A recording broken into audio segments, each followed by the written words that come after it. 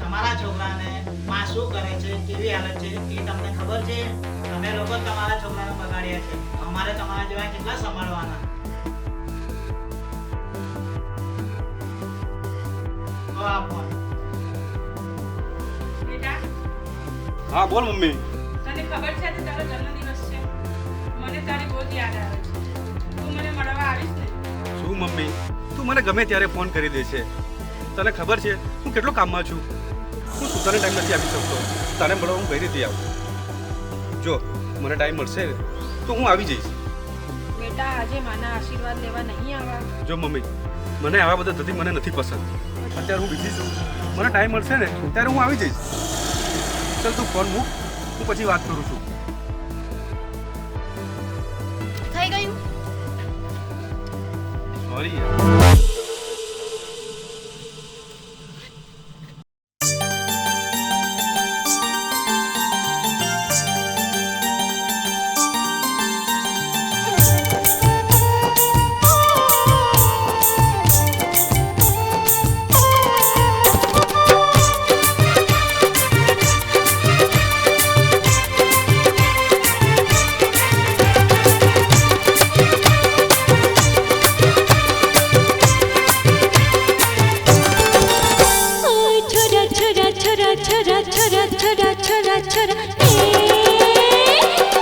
छोरा मारी छे लटकाड़ी चाल, छोरा छोरा मारा छे गोरा गोरा गाल, छोरा छोरा मारी छे लटकाड़ी चाल, छोरा छोरा मारा छे गोरा गोरा गाल. मारी आँखों शराबी लागसा, मारा होठ गुलाबी लागसा, मारी आँखों शराबी लागसा, मारा होठ गुलाबी लागसा.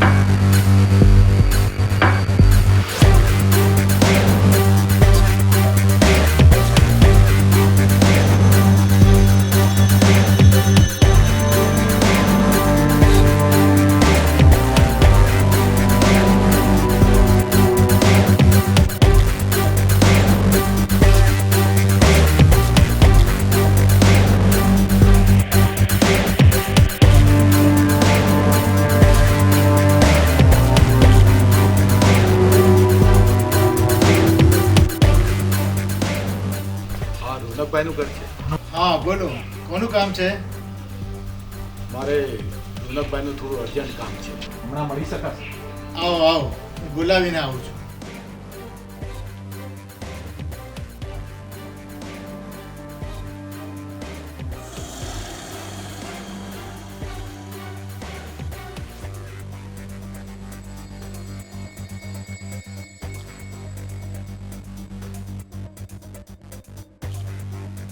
સર, કોઈ મળવા આવ્યું છે?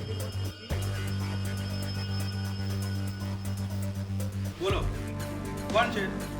આશ્રમવાળા. બીજું કોણ હોય?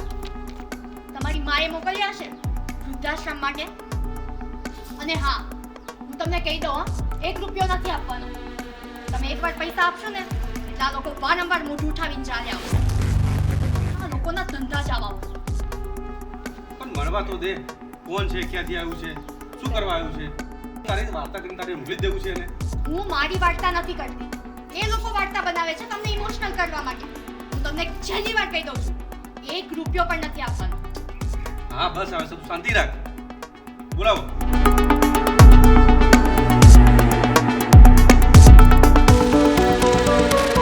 બોલો, કેમ આવું પડ્યું?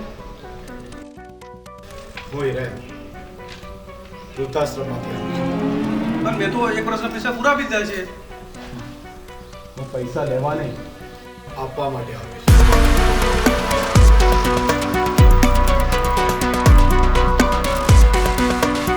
તમારા જ પૈસા જે તમે વૃદ્ધાશ્રમમાં તમારી મા માટે જમા કરાવ્યા. લો. હા તો પછી પાછા કેમ આપો છો? હા, લાગે છે વૃદ્ધાશ્રમ હવે મફતમાં કરી દીધું. હા, અને સારું જ છે ને, એટલા પૈસા બચી જશે. એવું નથી, તમારી માનું દેહાંત થઈ ગયું છે. શું?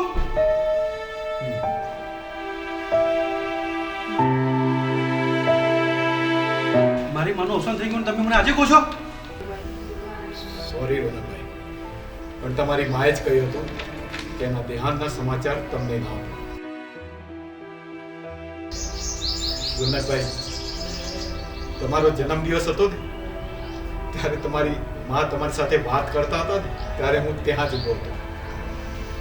તમારી સાથે વાત કરીને ખૂબ રડાઈ.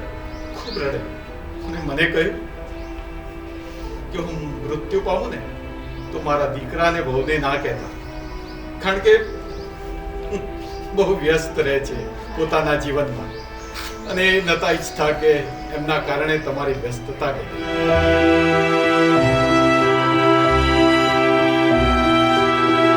એ દિવસે રોતા એમને એક ચિઠ્ઠી લખી અને મને કહ્યું કે જ્યારે મારું મૃત્યુ થઈ જાય ને ત્યારે મારી દીકરાને આ ચિઠ્ઠી આપી દે છે. એ તમને ખબર છે, એ દિવસે તમને ખૂબ યાદ કરીને રોતા રહ્યા, ખૂબ રોયા. અને મૃત્યુ સમય માત્ર એમના હોઠ ઉપર તમારું જ નામ હતું, રોનક. અને